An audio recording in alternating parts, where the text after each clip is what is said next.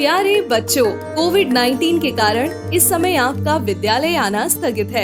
ऐसे में आपकी पढ़ाई निरंतर जारी रहे, इसीलिए हम लेकर आए हैं डिजी साथ कार्यक्रम। इसके माध्यम से आप प्रत्येक दिन सोमवार से शुक्रवार तक पूर्वाह्न 10 से 12 तथा अपराह्न 1 से 2 बजे तक अपनी अपनी कक्षाओं के अनुरूप कार्यक्रम देख सकेंगे। अब पढ़ाई नहीं रुकेगी। स्कूली शिक्षा एवं साक्षरता विभाग झारखंड।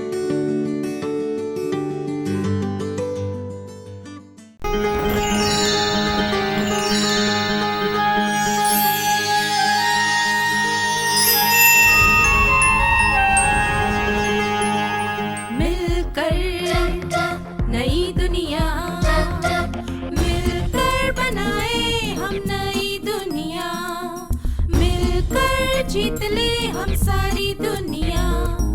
बीच हमें आज बोने दो, रोज उसे थोड़ा बढ़ने दो। छू लेंगे आकाश हम, मन के विचार हकीकत बने। सिद्धि फल से आनंद देंगे, कोशिश कर बढ़े, सोच बुलंद करे।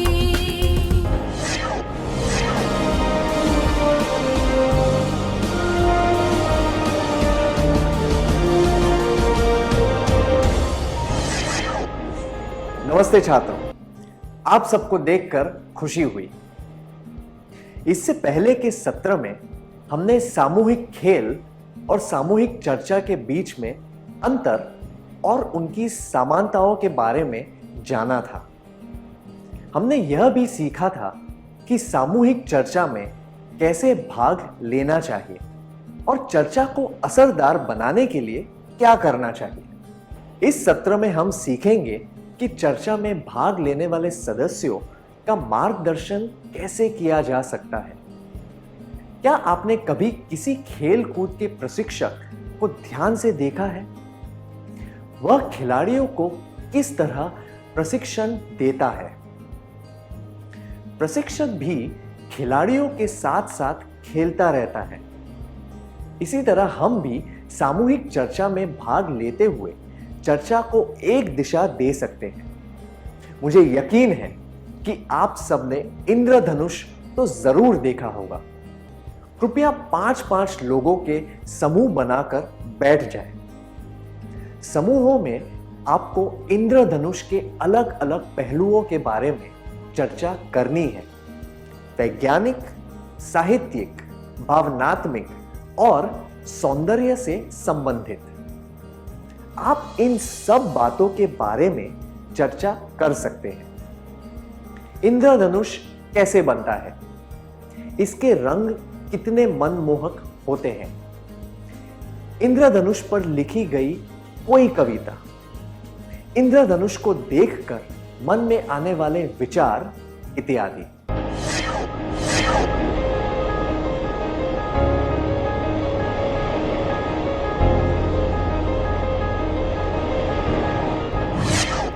सर आइजैक न्यूटन ने यह साबित किया था कि इंद्रधनुष कैसे बनता है।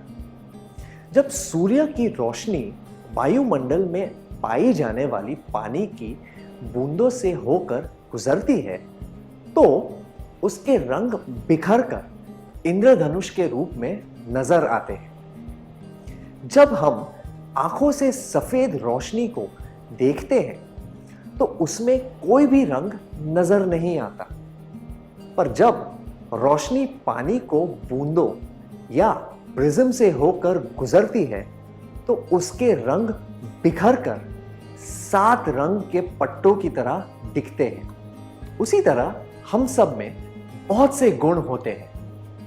हमारे सारे गुण हमेशा दिखाई नहीं देते, पर जब हम दूसरों के साथ काम करते हैं तो हमारे गुण उभर कर आते हैं। उदाहरण के लिए, जब हम सामूहिक चर्चा में भाग लेते हैं तो हमारे ये सब गुण नजर आते हैं। प्रोत्साहन देने का कौशल, समझौते करवाने का कौशल, नेतृत्व करने का कौशल, स्पष्टीकरण और सारांश करने का कौशल, पहल करने के कौशल, मूल्यांकन करने के कौशल, सारी बातें दर्ज करने या ठीक से लिखने के कौशल। जिस तरह पानी की बूंद से रोशनी में छिपे हुए रंग सामने आ जाते हैं, वैसे ही सामूहिक चर्चा में भाग लेने से हमारे कौशल सबके सामने नजर आने लगते हैं। दूसरे शब्दों में कहें तो इन सब कौशलों का उपयोग करने से सामूहिक चर्चा और असरदार बन सकती है।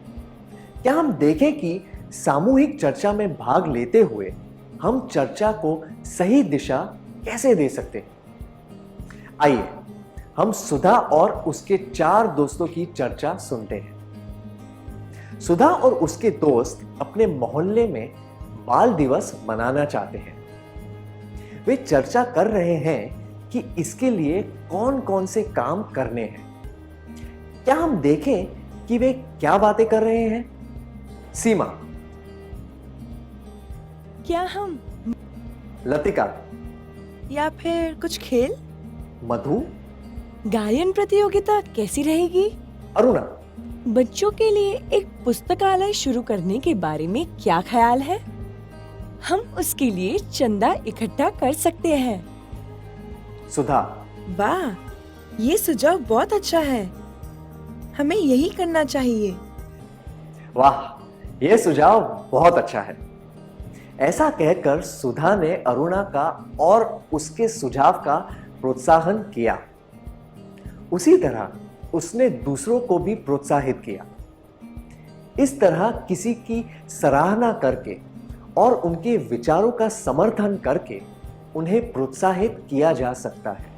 प्रोत्साहन करने वाले लोग सक्रिय होते हैं और वे लोगों का समर्थन करते हैं।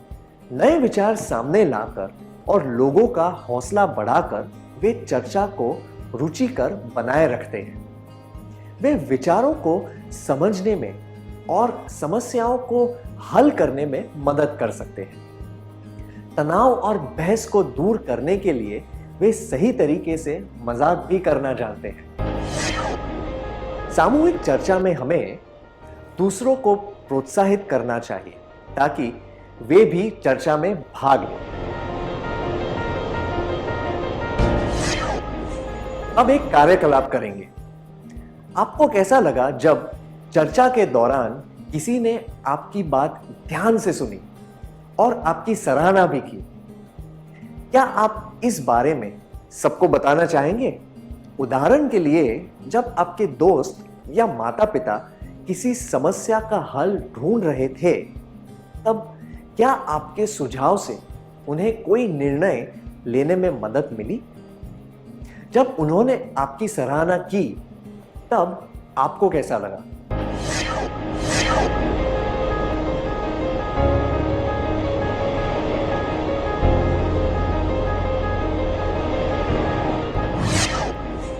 धन्यवाद। आइए देखते हैं कि सुधा और उसके दोस्तों की चर्चा में क्या हो रहा है। अरुणा, हमें बाल पुस्तकालय के लिए चंदा इकट्ठा करना चाहिए। सुधा, ये तो बहुत अच्छा सुझाव है।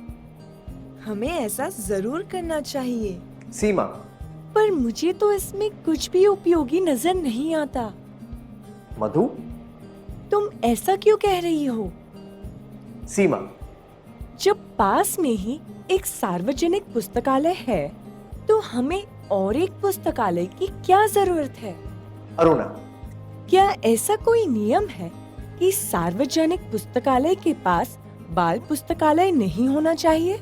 सीमा, ऐसा कोई भी नियम नहीं है, पर जब हम सार्वजनिक पुस्तकालय को अच्छी तरह काम में ले सकते हैं, तो दूसरा पुस्तकालय खोलने की क्या जरूरत है? मधु, हमें लतिका की भी बात सुननी चाहिए। उसे अब तक कुछ भी कहने का मौका नहीं मिला है। क्या आप में से कोई 5 लोग इस दृश्य का अभिनय करके दिखा सकते हैं? सीमा बाल पुस्तकालय खोलने के विचार की आलोचना करती है। लतिका, अरुणा जोर से और दृढ़ता से कहती है कि बाल पुस्तकालय होना ही चाहिए। सुधा बाल पुस्तकालय खोलने का समर्थन करती है। मधु लतिका को बात करने के लिए प्रोत्साहित करती है। हमने देखा कि जरूरत पड़ने पर मधु हमेशा बीच में आकर स्थिति को संभाल लेती।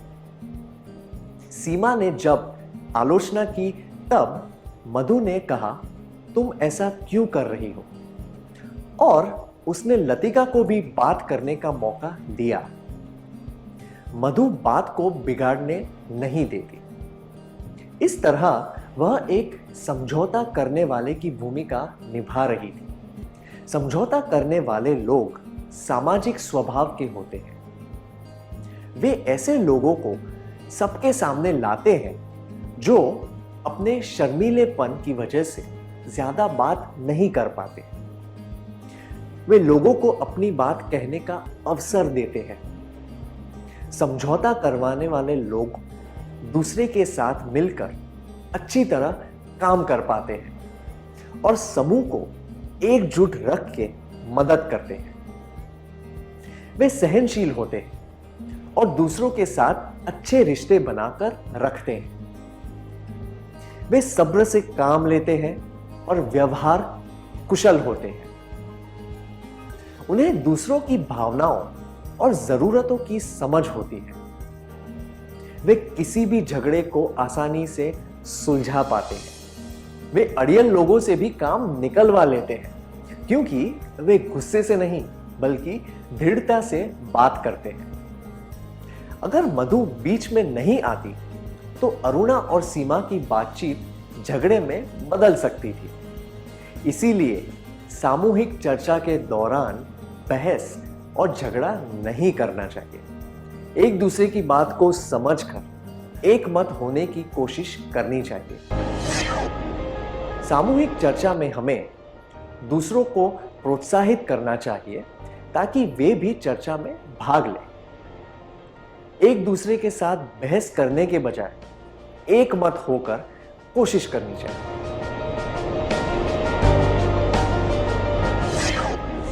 अब आपके लिए एक और कार्यकलाप है। आप एक वर्ग पहेली पूरी करने की कोशिश कर रहे हैं। आपका छोटा भाई आपको चुपचाप देख रहा है। पहेली में एक ही शब्द भरना बाकी है, पर आपको कुछ समझ नहीं आ रहा। आप जल्दी से पहेली खत्म करना चाहते हैं। आप अपने भाई से पूछते हैं, तुम कब से मुझे देख रहे हो?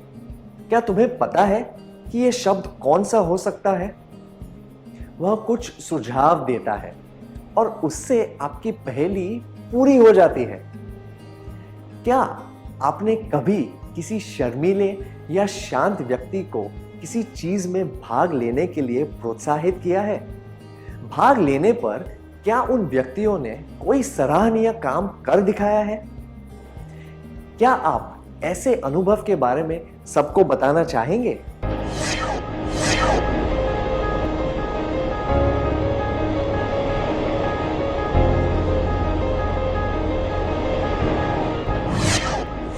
धन्यवाद। अब हम अगले कार्यकलाप के बारे में बात करते हैं। एक कार का पहिया मिट्टी में फंस गया है। कपिल ने देखा कि ड्राइवर को कार आगे ले जाने में मुश्किल हो रही थी। उसने पास खड़े लोगों को ड्राइवर की मदद करने के लिए बुलाया। सब मिलकर कार को पीछे से धक्का मारने लगे। कपिल वहीं खड़ा होकर इस तरह निर्देश देने लगा, हाँ, अब जोर से धक्का लगाओ। अरे जोर से, जरा रोको। वह ड्राइवर से भी कह रहा था, गियर बदलो, हाँ, अब गाड़ी को आगे बढ़ाने की कोशिश करो, इत्यादि। क्या आप चारों इस दृश्य का अभिनय करके दिखा सकते हैं?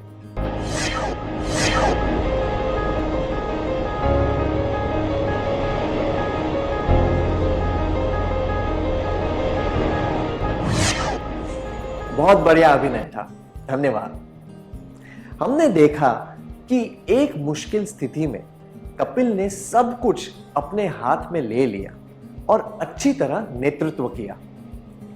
क्या हम देखें कि नेतृत्व करने का कौशल सामूहिक चर्चा में किस तरह काम आता है? आइए देखते हैं कि जब मधु ने लतिका को बात करने का मौका दिया तब क्या हुआ। लतिका, केवल 4 दिन रह गए हैं पुस्तकालय शुरू करने के लिए। अरुणा, सीमा। हमें बाल पुस्तक जहाँ चाह वहाँ राह। हम चाहे तो कुछ भी कर सकते हैं।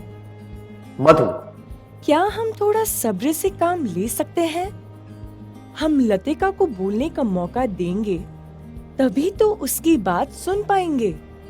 लतिका, हमें बताओ कि तुम क्या कहना चाहती हो। लतिका। बाल पुस्तकालय की आवश्यकता है, पर केवल 3 दिनों में हम पुस्तकालय नहीं खोल सकते। हमें जगह चाहिए, किताबें चाहिए। सारे किताबों को विषय के अनुसार जमाना भी तो होगा। इतना काम हम 3 दिनों में नहीं कर पाएंगे। क्या 5 लोग यहाँ आकर इस दृश्य का अभिनय करके दिखा सकते हैं? लतिका बता रही है कि 3 दिनों में पुस्तकालय शुरू करना मुश्किल है। सीमा लतिका की बात काट रही है। अरुणा लतिका की बात काट रही है। सुधा मधु अरुणा और सीमा को चुप करवाती है, लतिका को बात करने के लिए प्रोत्साहित करती है।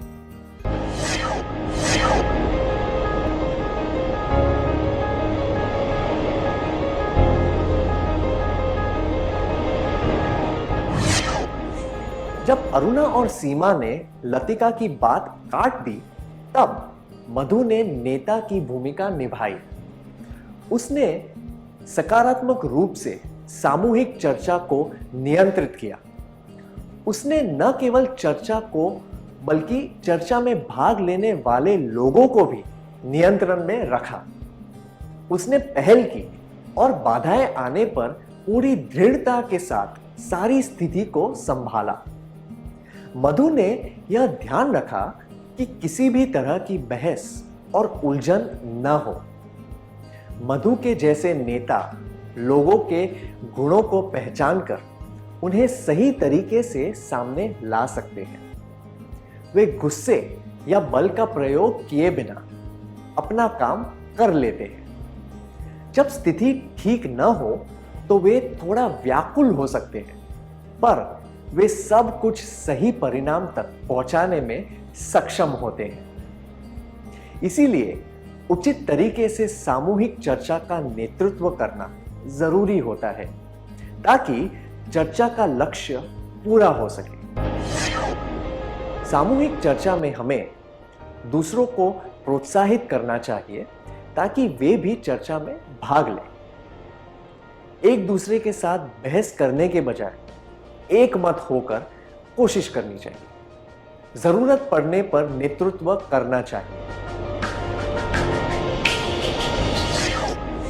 क्या अब हम सत्र में सीखी हुई बातों का सार संक्षेप कर लें?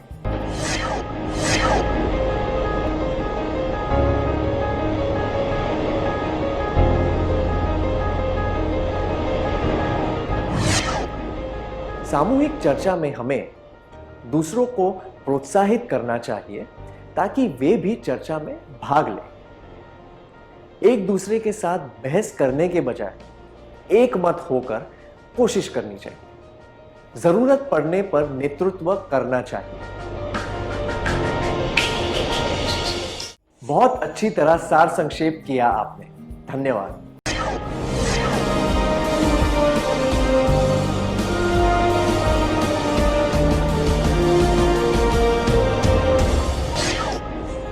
आइए हम फिर से उस चर्चा पर ध्यान देते हैं। जब लतिका की बात खत्म हुई, तब मधु ने कहा, इसका सार यह है कि हमें पुस्तकालय तो चाहिए, पर इतने कम समय में यह संभव नहीं है। ठीक कहा मैंने? लतिका ने सहमति दिखाते हुए अपना सिर हिलाया। मधु ने संक्षिप्त में और स्पष्ट रूप से लतिका की बातों का सार बताया। उसने सामूहिक चर्चा के उद्देश्य को भी स्पष्ट रूप से सबके सामने रखा। उसने यह समझाया कि चर्चा करने का मकसद क्या है।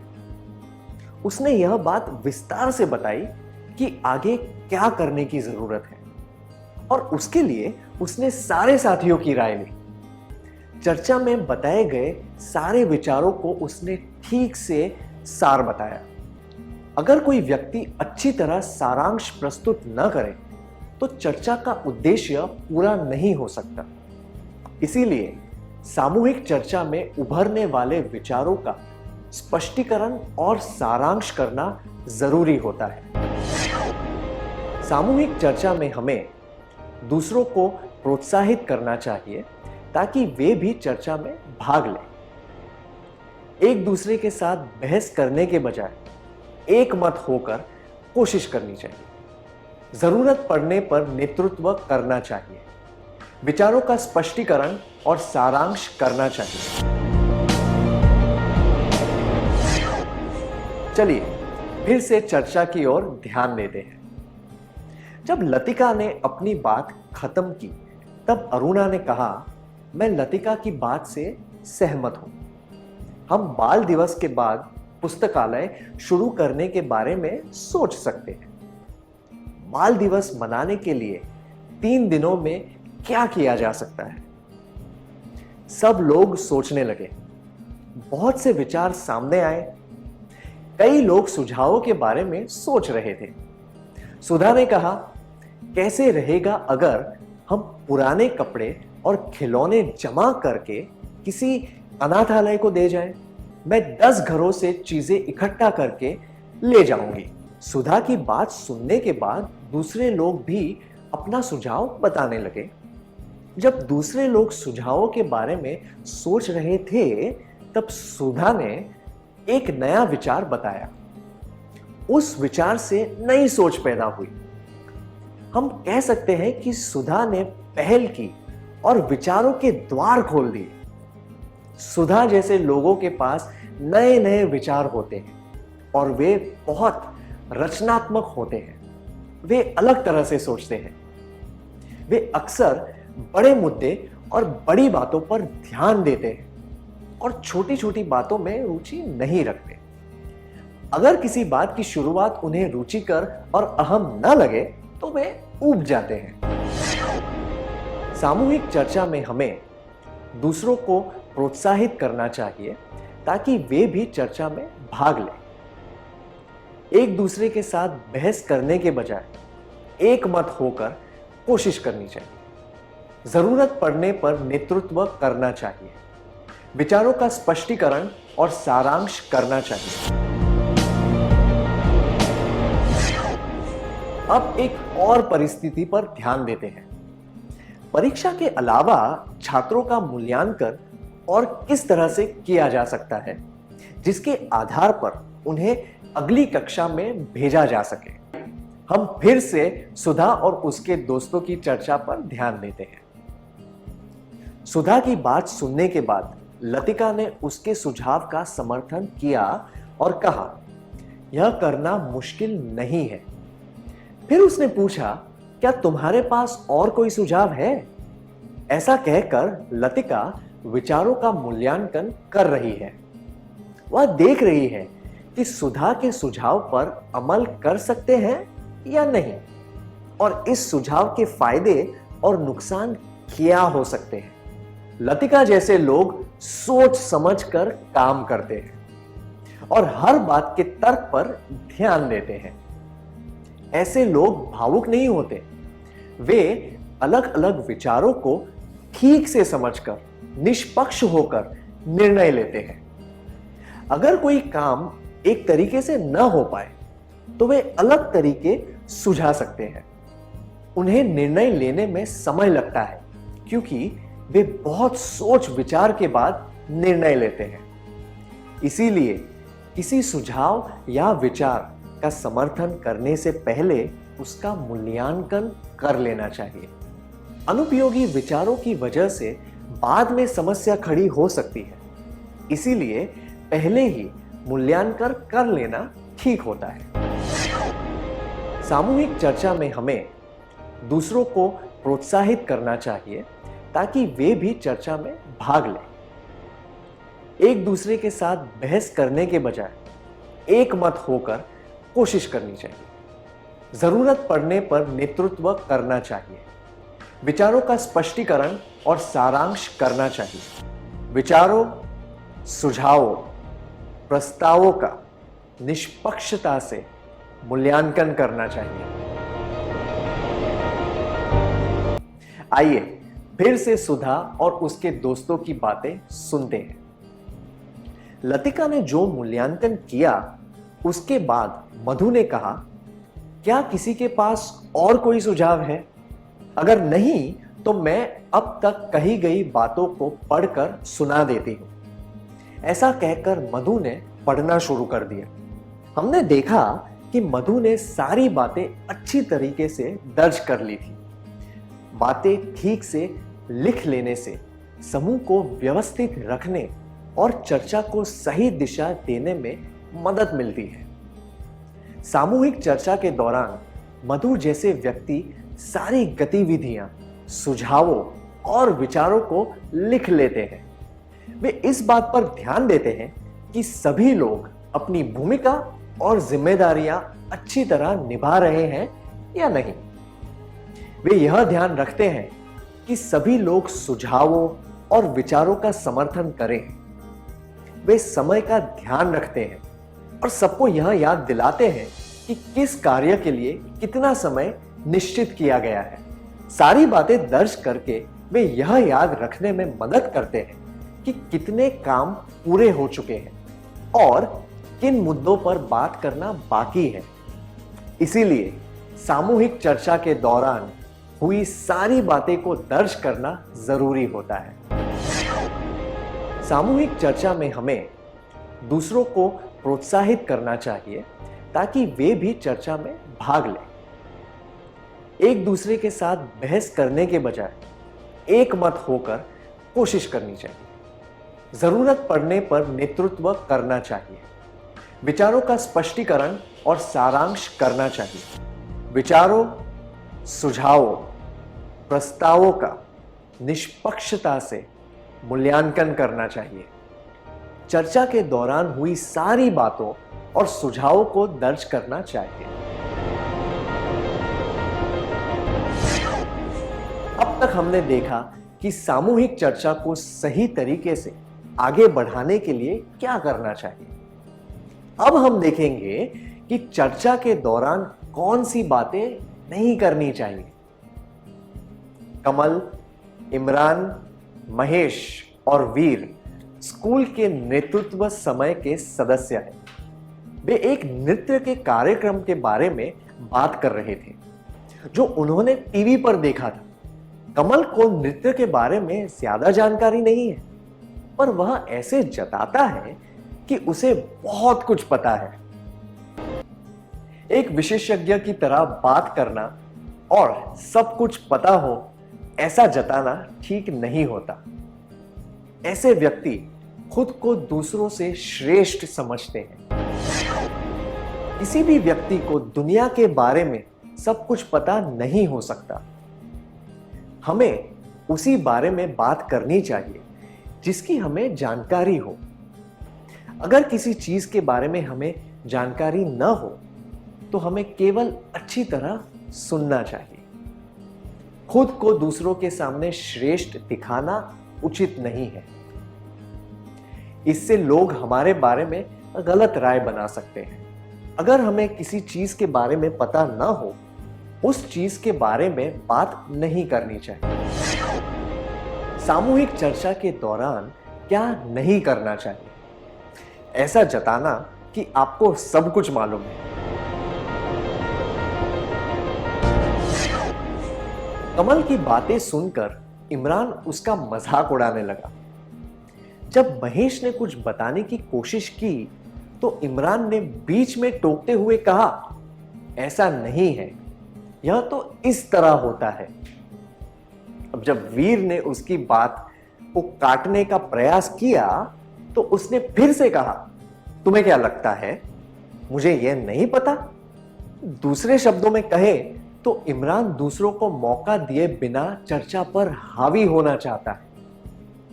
कुछ लोगों को यह डर होता है कि ऐसा न करने पर उनकी बात कोई नहीं सुनेगा। यह अनुचित व्यवहार है। जब कोई हावी हो जाता है तो बाकी लोग चर्चा में भाग नहीं ले पाते। यह बहुत ही हानिकारक होता है और इससे चर्चा का कोई उद्देश्य ही नहीं रह जाता। सामूहिक चर्चा के दौरान क्या नहीं करना चाहिए? ऐसा जताना कि आपको सब कुछ मालूम है। चर्चा पर हावी हो जाना, बार बार किसी को टोकना। क्या आप में से किसी ने चर्चा के बीच बार बार किसी को टोका है या फिर चर्चा पर हावी हुए हैं? कमल यह जताने की कोशिश कर रहा था कि उसे सब कुछ पता है। इमरान चर्चा पर हावी हो रहा था। वीर इधर उधर की बातें कर रहा था, जैसे कि क्या तुमने वह विज्ञापन देखा है जो कार्यक्रम के बीच में आया था?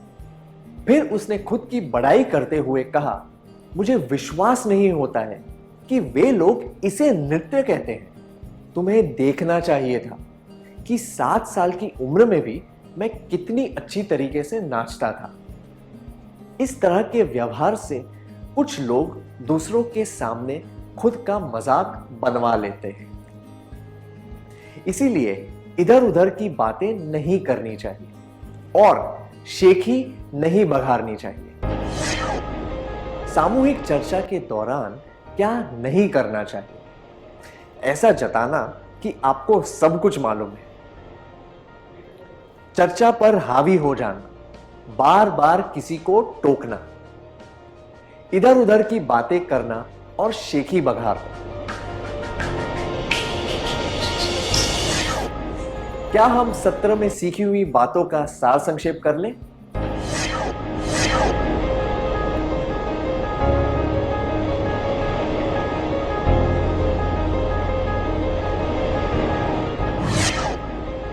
सामूहिक चर्चा में हमें दूसरों को प्रोत्साहित करना चाहिए ताकि वे भी चर्चा में भाग लें।